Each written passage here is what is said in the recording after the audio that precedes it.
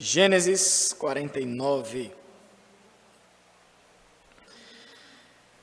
Diz assim: Depois chamou Jacó a seus filhos e disse: Ajuntai-vos, e eu vos farei saber o que vos há de acontecer nos dias vindouros. Ajuntai-vos e ouvi, filhos de Jacó. Ouvi a Israel, vosso pai. Rúben, tu és meu primogênito, minha força e as primícias do meu vigor. Mais excelente em altivez e o mais excelente em poder. Impetuoso como a águia, não serás o mais excelente, porque subsiste ao leito de teu pai e o profanaste. Subiste à minha cama.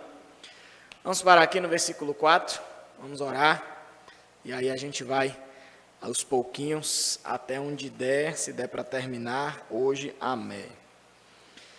Senhor, nós pedimos o teu direcionamento nessa hora, enquanto estamos lendo a tua palavra, que o teu Espírito Santo nos abençoe, nos capacite nessa hora, em nome de Jesus. Muito obrigado, Senhor, pela tua palavra, que fala conosco a cada dia. Nós te louvamos, pedimos a tua bênção sobre nós nessa hora, em nome de Jesus. Amém.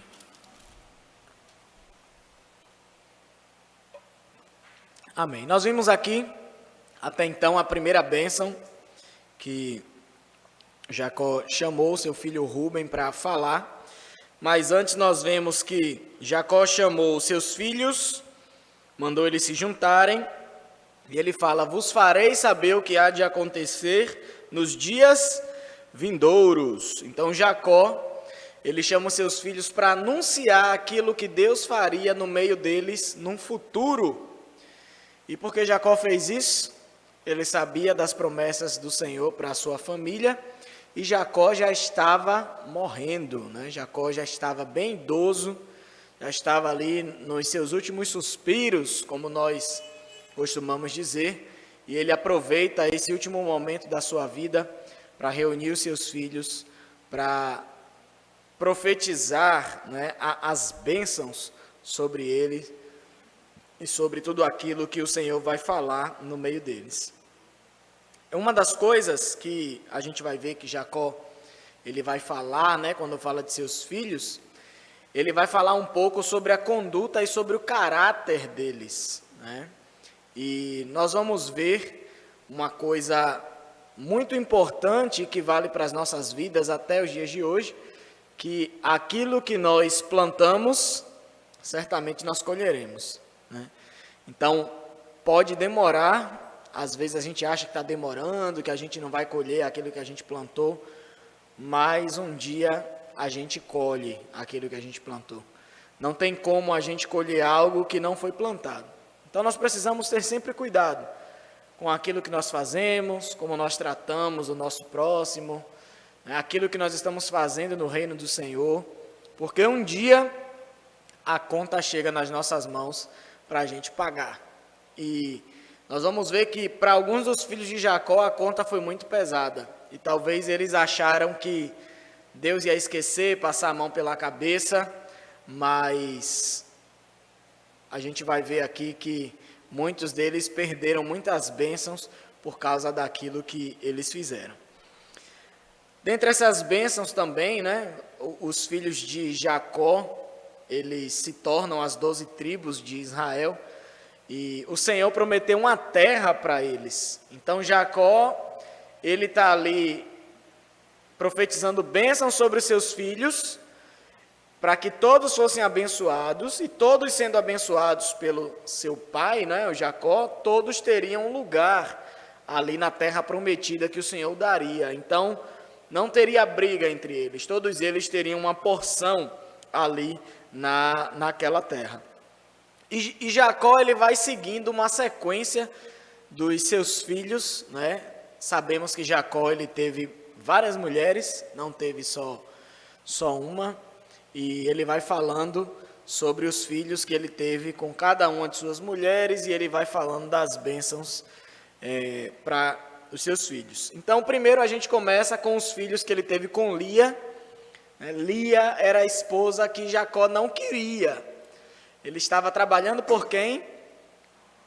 Ele estava trabalhando por Raquel, né? Trabalhando para Labão, por Raquel. E Raquel, primeiramente, dá Lia a ele. Mas não era Lia que ele queria Raquel. E aí ele teve que trabalhar mais para ter Raquel também. Mas ele teve filhos com Lia. E o primeiro aqui que fala, no versículo 3, é justamente Rúben. Rúben, ele foi o primeiro filho, né, de Jacó com Lia. Ele diz: Rúben, tu és meu primogênito, minha força e as primícias do meu vigor. Jacó, quando teve Rúben, ainda tinha vigor, era jovem, foi o primeiro filho dele com Lia.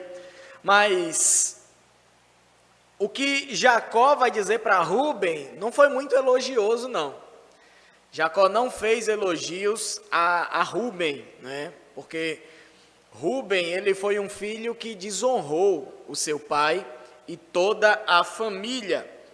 Ele diz: tu és meu primogênito, minha força e as primícias do meu vigor, o mais excelente em altivez e o mais excelente em poder, impetuoso como a águia. Não serás o mais excelente, porque subiste ao leito de teu pai e o profanaste, subiste à minha cama. Então Rúben cometeu um pecado muito grave. E Rúben, como primogênito, era para ele receber todas as bênçãos de primogenitura ali do seu pai Jacó. Mas quem é que Jacó considerou como primogênito? José. E quem recebeu as bênçãos de primogenitura? Os filhos de José. Então Rúben, por causa do pecado que ele cometeu com seu pai, ele perde as bênçãos de filho primogênito. Por isso que ele diz que ele não seria o mais excelente. Quando você volta um pouco para o capítulo 35 de Gênesis, no versículo 22, você vai ver aquilo que Rúben fez com seu próprio pai. Gênesis 35, 22 diz: E aconteceu que, habitando Israel naquela terra, foi Rúben e se deitou com Bila, concubina de seu pai, e Israel o soube. Então Rúben, o seu filho mais velho, pegou uma das concubinas do seu próprio pai e se deitou com ela. Esse foi o pecado de Rúben, ele desonrou seu pai. E por isso que Jacó diz a ele, né? Não serás o mais excelente, porque subiste ao leito de teu pai e o profanaste. Ele se deitou com a mulher do seu próprio pai, né? A concubina do seu pai. E isso, com certeza, acabou, né, com a família ali, com as estruturas da família de Jacó, quando Rúben profana o leito do seu próprio pai. E por que Rúben perde a bênção de filho primogênito? A conduta dele, aquilo que ele fez, não condiz com a figura do primogênito. O filho primogênito, ele sempre tinha sobre si a responsabilidade de, na falta do pai, ele ser o homem da casa, né? De estar sempre ajudando a mãe, os irmãos, estar sempre preocupado com as coisas, com os negócios de seu pai, para que tudo acontecesse bem. E Rúben não foi um exemplo de primogênito. Então ele desonra o seu pai e por isso ele perde o direito de primogenitura. E ele vai dizer sobre Rúben que ele é impetuoso como a água.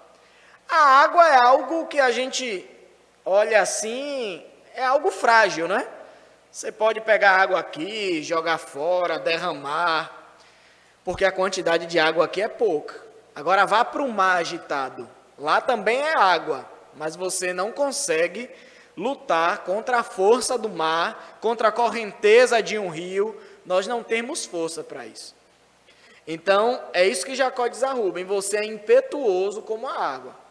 Se você tivesse se comportado como um primogênito, você seria excelente, mas você decidiu se corromper, fazer os seus desejos, e você acabou destruindo tudo. E por isso ele acaba perdendo o direito dele de primogênito, por causa dessa atitude arrogante que ele teve. Quando nós vamos lendo a continuidade da história na Bíblia, e nós vamos vendo as 12 tribos de Israel se estabelecendo ali, no Jordão, na área do Jordão, depois eles atravessam o Jordão, a gente vai vendo como as tribos vão se estabelecendo, a gente vê que realmente a tribo de Rúben não foi nada muito exemplar, eles não tiveram muitas coisas não. A gente vê que ninguém da tribo de Rúben se destacou no decorrer da história, não teve um que a Bíblia destacasse assim como um homem importante. Então foi uma tribo que acabou ficando meio que esquecida, foi ficando meio que de lado. E quando a gente vai ver a continuidade da história, a gente vê que a população da tribo começou a entrar em declínio entre o êxodo deles, a saída do Egito para a terra prometida, e entre o êxodo e a entrada na terra, a tribo de Rúben foi declinando em quantidade de pessoas.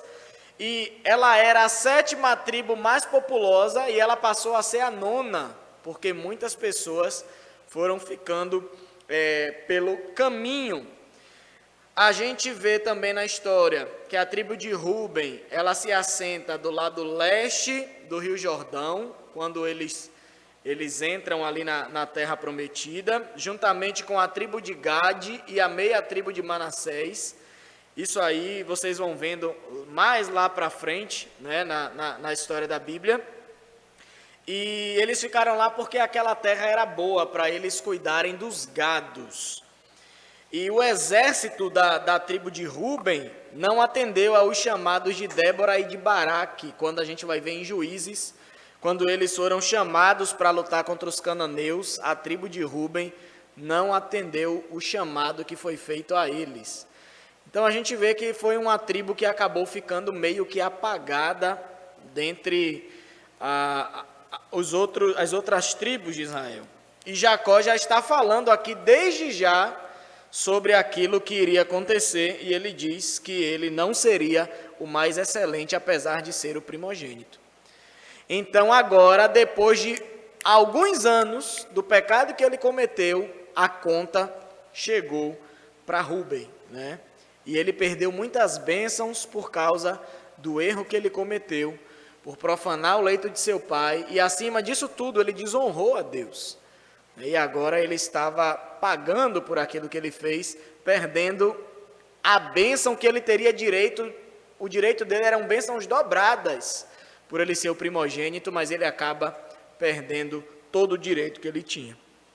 E Jacó continua falando as bênçãos aos seus filhos. Agora Simeão e Levi são irmãos, diz o versículo 5. As suas espadas são instrumento de violência. No seu conselho não entre minha alma, com o seu agrupamento minha glória não se ajunte, porque no seu furor mataram homens e na sua vontade perversa já retaram touros. Maldito seja o seu furor, pois era forte, e a sua ira, pois, era dura. Dividi-los-ei em Jacó, e os espalharei em Israel. Então, Simeão e Levi, Rúben, o pecado dele foi justamente o pecado de lascívia que ele cometeu com a concubina de seu pai. E agora Jacó está falando aqui sobre Simeão e Levi. Eles eram irmãos, mas eles seriam divididos dentre o povo de Israel, na terra de Israel. E tudo isso por causa da fúria e da violência que eram características daqueles dois irmãos. A gente vê em Gênesis 34 a ira deles no massacre desenfreado contra os siquemitas, o pessoal ali da terra. A irmã deles foi estuprada por Siquém. E, logicamente, que eles, de alguma forma, deveriam, né, fazer algo contra aquilo que foi feito, né? A sua irmã foi estuprada por Siquém, mas eles ficam tão irados com o que acontece que eles acabam matando todo mundo, praticamente, ali daquela terra. Ao invés de tratar somente com Siquém, eles acabam arruinando todo aquele reino. Então, Jacó já está falando que essa fúria e a violência deles, por causa disso, eles pagariam esse preço de serem divididos no meio do povo de Deus, né? No meio do povo de Israel. Então, como eles juntos eram muito violentos, Deus providenciou para que eles não ficassem juntos, né? E Jacó já estava ali dizendo, vocês serão separados no meio do povo, né? Maldito seja o seu furor, pois era forte, a sua ira, pois era dura. Dividi-los-ei em Jacó e os espalharei em Israel. Então a gente viu na semana passada que a tribo de Simeão acabou sendo absorvida pela tribo de Judá, e a tribo de Levi, né, eles não tinham, a tribo de Levi não recebeu uma porção de terra para eles, porque a tribo de Levi era uma tribo dos sacerdotes, mas o Senhor estabeleceu 48 cidades onde os levitas poderiam se estabelecer e morar, apesar da terra não ser deles.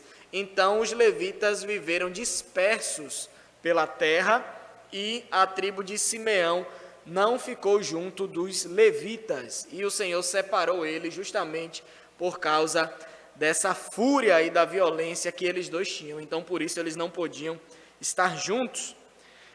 Então a gente vê aqui que tudo que Jacó vai falando com seus filhos, né, como bênçãos proféticas para eles, no decorrer da história a gente vê que o Senhor cumpre todas as coisas, né? Jacó já estava falando ali coisas que iriam acontecer futuramente, então certamente Deus estava usando o seu servo para falar essas coisas ali para os seus filhos. Versículo 8, Jacó começa a falar agora sobre Judá, o seu outro filho. Ele diz, Judá, teus irmãos te louvarão, a tua mão estará sobre a cerviz de teus inimigos. Os filhos de teu pai se inclinarão a ti. Judá é leãozinho, da presa subiste, filho meu. Encurva-se e deita-se como leão e como leoa.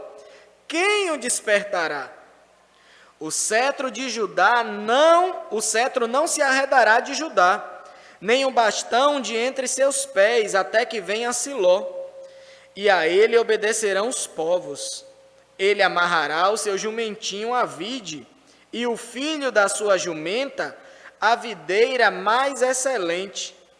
Lavará as suas vestes no vinho, e a sua capa em sangue de uvas. Os seus olhos serão cintilantes de vinho, e os dentes brancos de leite. Para ajudar, tem muitas bênçãos aqui, né? E que a gente vê que as bênçãos que foram profetizadas para ajudar têm efeitos até sobre as nossas vidas hoje, que nem somos israelitas, né? Por quê? Porque o Senhor Jesus, ele vem da tribo de Judá. E ele sendo o rei, a gente vê aqui Jacó falando, né? O cetro não se apartará de Judá. Quem usa o cetro quem usava era o rei, aquele que tinha autoridade. Então a gente vê, né, a perpetuidade dessas grandes bênçãos. Só que veja uma coisa, Judá também teve sua parcela de culpa na história. Quem foi que sugeriu que José fosse vendido como escravo? O próprio Judá. Mas só que uma coisa que Jacó percebeu é que aquela atitude de Judá, que foi uma atitude maldita, né? Deus acabou transformando em bênção no final. Jacó começou a perceber que era necessário aquilo acontecer. E que Judá, ele foi tipo um instrumento que foi usado para que tudo isso acontecesse. E se hoje a sua família estava a salvo numa terra segura, tendo alimento suficiente para todos, onde eles pudessem criar os seus gados, ali na terra de Gósen, onde eles foram estabelecidos pelo faraó. Se tudo isso aconteceu, foi porque o Senhor permitiu, né, todo esse enredo dessa história que nós vimos durante várias semanas. Então Jacó percebeu que Deus estava no controle disso tudo, e que Judá ele foi um instrumento para que toda essa maldição hoje fosse transformada em bênção para a vida de toda a família de Jacó. E a gente viu no decorrer da história que Judá, aos poucos, ele foi se redimindo, né? Judá, ele tomou a frente da família, quando eles iam na viagem, Judá ia à frente. Quando José armou aquelas armadilhas contra eles, Judá que ia à frente para se explicar o que aconteceu. Judá, ele se ofereceu para ficar preso no lugar de Benjamim, quando Benjamim foi acusado, não é, de ter roubado algo de José. Então Judá, ele toma a frente, ele explica toda a história, que ele ficou responsável pelo seu irmão mais novo e que José não fizesse nada com Benjamim, mas que poderia fazer com ele. Então a gente viu que Deus foi trabalhando no coração dele no decorrer da história. Ele foi uma pessoa que começou a perceber Deus trabalhando e ele começou a mudar também. Então, muitas bênçãos foram derramadas sobre a tribo de Judá. Judá funda a tribo que deu a Israel os reis, né? Muitos reis de Israel, eles vieram da tribo de Judá. Muitos desses reis foram líderes tementes a Deus e que por fim trouxe Jesus Cristo ao mundo. Então, por isso que Jacó associa a tribo de Judá a um leão, né? A um leão, a leoa. O leão a gente costuma dizer que é o quê? O rei da selva, né? O rei dos animais. Então, por isso que Jacó associa a tribo de Judá com os leões, porque aquela tribo é uma tribo de realeza, é uma tribo de onde descenderiam muitos reis para o povo de Israel. Mas também tem muitas promessas aqui, né, messiânicas, falando sobre o Senhor Jesus Cristo. Primeiro, nós vemos que o Senhor Jesus, ele veio dessa tribo de Judá. No versículo 10, vai falar aqui sobre Siló. O cetro não se arredará de Judá, nem um bastão de entre seus pés, até que venha Siló. Siló se trata de uma referência ao Messias que eles aguardavam. E a palavra, quando ele fala aqui, o cetro não se arredará de Judá, nem um bastão de entre seus pés, até que venha Siló, e a ele obedecerão os povos. Em outras palavras, ele quer dizer, até que venha aquele que tem à sua destra o domínio. E nós estamos aguardando, né, o domínio de Jesus Cristo de uma vez por todas, quando ele instituiu o seu reino milenar aqui nessa terra. E justamente essa bênção veio aqui de Judá. E também fala aqui sobre profecias do reino futuro que eles esperariam. E aqui fala que quando o Senhor Jesus estiver reinando, será um tempo de muita fartura, porque ele diz que quando, né, nem um bastão de entre seus pés, até que venha Siló, e a ele obedecerão seus povos. Aí ele fala, ele amarrará o seu jumentinho à vide, e o filho da sua jumenta à videira mais excelente. A videira, ela é uma árvore que ninguém jamais amarraria um jumento na videira. Porque a videira, geralmente, não sei se vocês já viram a plantação de videira, geralmente eles fincam um tronco na terra para servir de escora para a videira, porque o tronco da videira não tem muita força. Então, como é que você vai amarrar um jumento na videira? Então, a videira, além disso, não é, era uma árvore muito importante, a uva era algo muito importante, e que somente a realeza tinha acesso, né, a vinhos, a boas uvas. Só que ele fala que quando o Senhor Jesus estiver reinando, será um tempo de tanta fartura, que as pessoas vão amarrar seus jumentos lá na videira mesmo. E aqui ainda continua falando, o filho da sua jumenta, a videira mais excelente, lavará as suas vestes no vinho. E ele ainda fala aqui também, né? Os seus olhos serão cintilantes de vinho e os dentes brancos de leite. Vai ser um tempo de tanta fartura, né, quando o Senhor Jesus estiver reinando, que as pessoas vão lavar as suas vestes no vinho. O vinho era algo que nem todo mundo tinha acesso, né? Então por isso ele usa essa importância do vinho para dizer isso, que quando o Senhor Jesus vier vai ser tanta abundância que as pessoas vão lavar as suas roupas no vinho. Vai ter tanto leite que os dentes de todo mundo será muito branco, né, por causa da fartura do leite que haverá. Então, são todas essas bênçãos, né, que Jacó ele fala sobre o seu filho Judá, e são bênçãos que chegam até nós, né, até hoje, por causa justamente do Senhor Jesus Cristo, que veio da tribo de Judá. O Senhor Jesus é o nosso rei. Ele é o Senhor da igreja, Ele reina sobre nós, e Ele virá pessoalmente instituir o seu reino milenar, reinará sobre nós por 1000 anos, e nós estamos aguardando isso acontecer. Então são promessas que são feitas lá desde o Antigo Testamento, muitas delas já se cumpriram e muitas outras ainda estão se cumprindo. Depois, ele vai falar no verso 13 sobre Zebulon.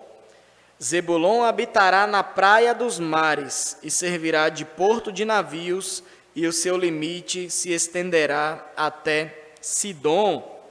Então, o povo de Zebulon, quando chega ali na terra prometida, eles recebem uma parte da terra que ficava próximo do mar, né? Não era exatamente na beira-mar, mas ficava próximo do mar, e eles eram um povo que faziam transportes de mercadorias, justamente pelo mar, né? E isso foi muito lucrativo para a tribo de Zebulon. É o que a gente vê na história. O povo judeu, ele não era muito ligado a atividades marítimas, né? A gente não vê muito. O povo judeu era muito agrícola, né? Não era muito ligado a atividades marítimas. Mas a tribo de Zebulon, ela estava intimamente ligada ao mar, né? Eles negociavam com os fenícios e forneciam produtos importados para os povos que estavam a oeste. Então, eles eram um povo empreendedor, né, que usava ali a parte do mar para negociar muito. E é somente essa bênção que Jacó fala sobre Zebulon. No verso 14 ele já fala de Issacar. Ele fala: Issacar é jumento de fortes ossos, de repouso entre os rebanhos de ovelhas. Viu que o repouso era bom e que a terra era deliciosa, baixou os ombros à carga e sujeitou-se ao trabalho servil. Aqui, né, ele falando sobre Issacar nesses 2 versículos. A tribo de Issacar foi uma tribo que teve a sua importância no meio do povo de Israel.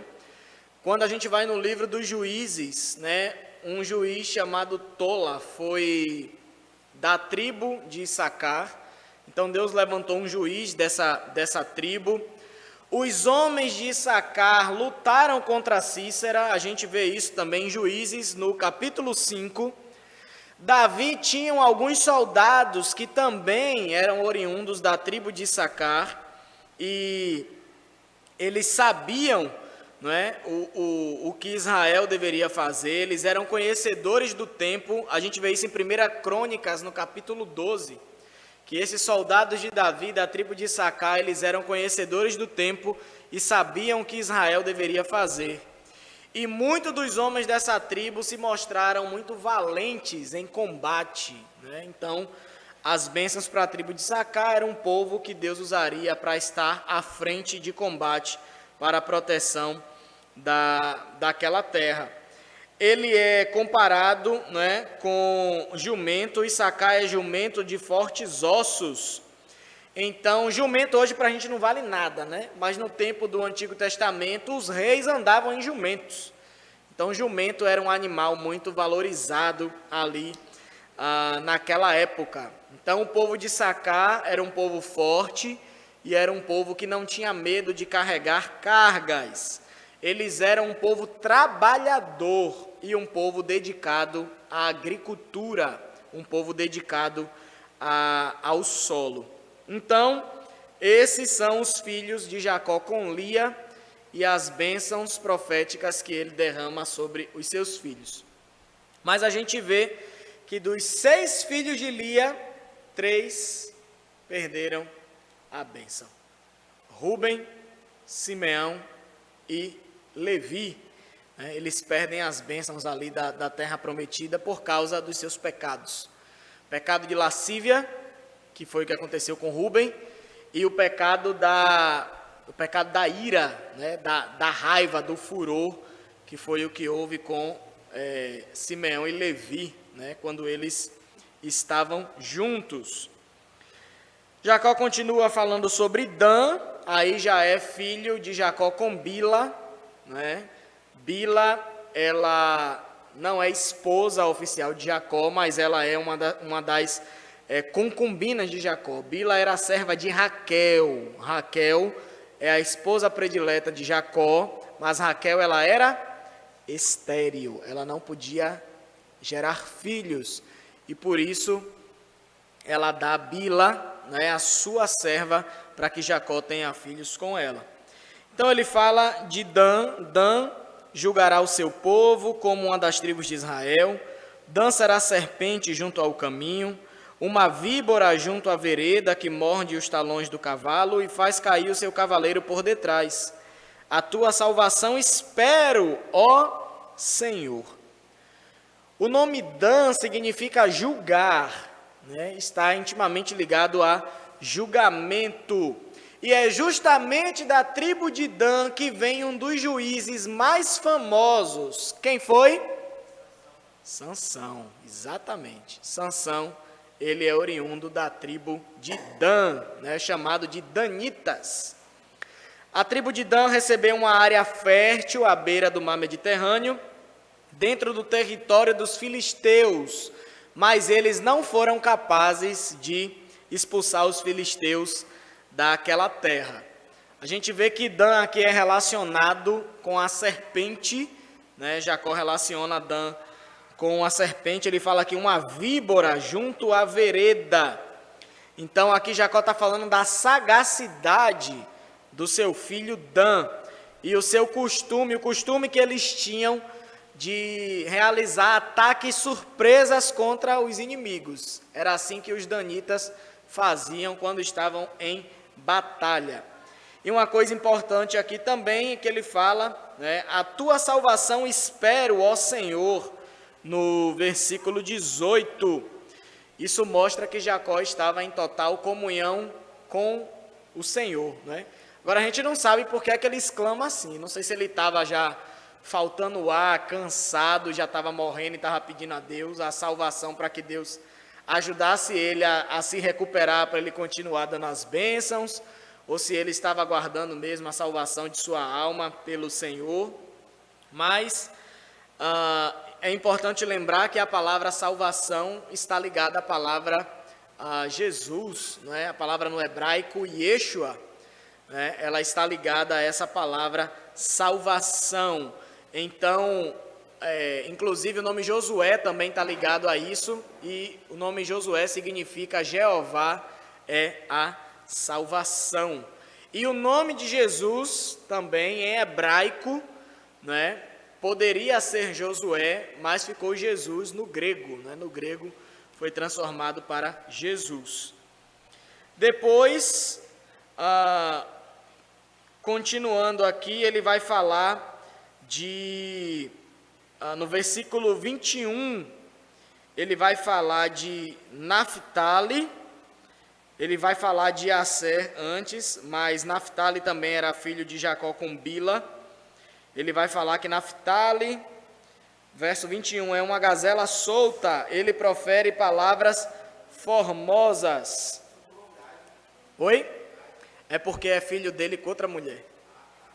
Aqui são os filhos dele com Bila. E Zebulon e Naftali, eles são distinguidos pela bravura deles em combate, né? Aí Naftali ele fala, Naftali é uma gazela solta, ele profere palavras formosas. A imagem de uma gazela solta, aqui que Jacó usa, sugere um povo de espírito livre, que não se prende muito às tradições. E a tribo de Naftali foi realmente assim. Ele vai falar de Gade e de Asser. Gade e Asser são filhos de Jacó com Zilpa. Zilpa era uma outra concubina dele, serva de Lia. A Gade ele fala, Gade uma guerrilha o acometerá, mas ele a acometerá por sua retaguarda. É o que fala de Gade. Gade significa boa fortuna ou também uma tropa.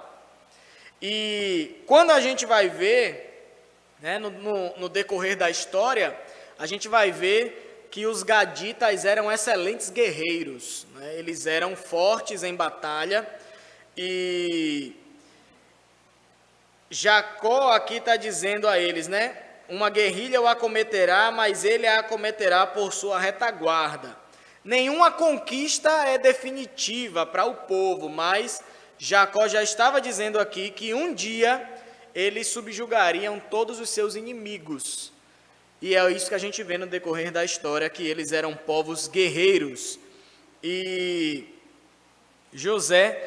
Moisés, em Deuteronômio 33:20, vai comparar os gaditas com um leão, por causa da força deles, dizendo que eles poderiam despedaçar os braços e a cabeça de seus inimigos, de tão forte que eles eram.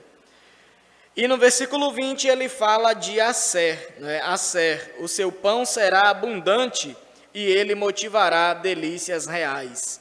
Asser significa aventuroso ou feliz. A tribo de Asser não foi capaz de expulsar os inimigos do seu território, então eles se contentaram em se tornar um povo agrícola ali no lugar que eles ficaram, e eles acabaram aproveitando a terra fértil que Deus tinha dado a eles ali para plantar. Em Deuteronômio também 33, Moisés chama a tribo de Asser, ele chama Asser de bendito, porque eles eram um povo que eram muito ricos em olivais, eles plantavam muita oliveira, e eles eram um povo que tinham muita abundância de azeite de oliva em suas terras, e a cidade deles eram cidades seguras também. E ele fala também, o seu pão será abundante, e ele motivará delícias reais. Então, como eles se dedicaram ali à agricultura, então tudo que saía ali daquela terra eram coisas boas, a comida era muito boa. E a tribo de Asser, eles cozinhavam comidas que eram consideradas delícias reais. Todos gostavam ali do alimento que eles faziam. Essas são as bênçãos proféticas de Jacó para os filhos dele, com Lia, com Bila e com Zilpa. Na próxima quarta-feira, que são a principal, a gente vai ver as bênçãos de Jacó para o seu filho José e Benjamim, que eram filhos dele com Raquel, que era a sua mulher predileta. E as bênçãos de Jacó para José, e os seus netos são bênçãos muito extensas. Então, se a gente fosse falar aqui, a gente iria demorar muito tempo, e como a hora já avança, a gente fica por aqui. E na próxima quarta a gente vê as bênçãos proféticas de Jacó sobre os filhos de Jacó, sobre o seu filho José, que é filho da sua esposa predileta Raquel. E se der, a gente já finaliza com o capítulo 50 também, vendo tudo aquilo que José pôde observar de toda essa história. É um resumo que ele faz de tudo que Deus fez sobre o seu povo, sobre o povo de Deus. Vamos orar. Mais uma vez te louvamos, Senhor, nessa noite, pela Tua presença no nosso meio, por mais um culto na Tua casa. Te agradecemos, Senhor, por todas as orações, os louvores entoados, pelas ofertas depositadas na Tua casa. Te agradecemos por estarmos na Tua presença, Pai. É o melhor lugar onde nós podemos estar, é diante do Senhor, onde nós somos fortalecidos e edificados pelo Senhor mesmo. Pedimos que o Senhor ouça as nossas orações, que segundo a Tua vontade o Senhor possa realizar, ó Deus, tudo aquilo que está sendo colocado diante do Teu altar. Tu és um Deus poderoso e nós te louvamos pelas muitas bênçãos, ó Pai, que o Senhor já tem feito no nosso meio. Bênçãos essas derramadas sobre nós, que nós nem merecíamos, ó Pai, e nós reconhecemos isso. Certamente o Senhor tem feito muito mais do que aquilo que nós merecemos. E nós te agradecemos pelo Senhor ser um Deus fiel, um Deus forte, um Deus que nos ajuda nas nossas dificuldades, um Deus que está sempre ao nosso lado, ó Pai, mesmo quando muitas vezes não te vemos com os nossos olhos, mas pela fé nós sabemos que o Senhor está conosco. Obrigado, Senhor. Entregamos tudo ao Senhor. Pedimos a Tua bênção sobre as nossas vidas nessa hora. Pedimos que o Senhor nos despeça debaixo da Tua proteção, da Tua paz. Que o Senhor nos leve protegidos e guardados pelo Senhor aos nossos lares. E nos dá um restante de semana debaixo da Tua graça, em nome de Jesus. Que o amor de Deus Pai, a graça do Senhor Jesus e a comunhão do Espírito Santo de Deus permaneça hoje e para sempre nas nossas vidas. Amém.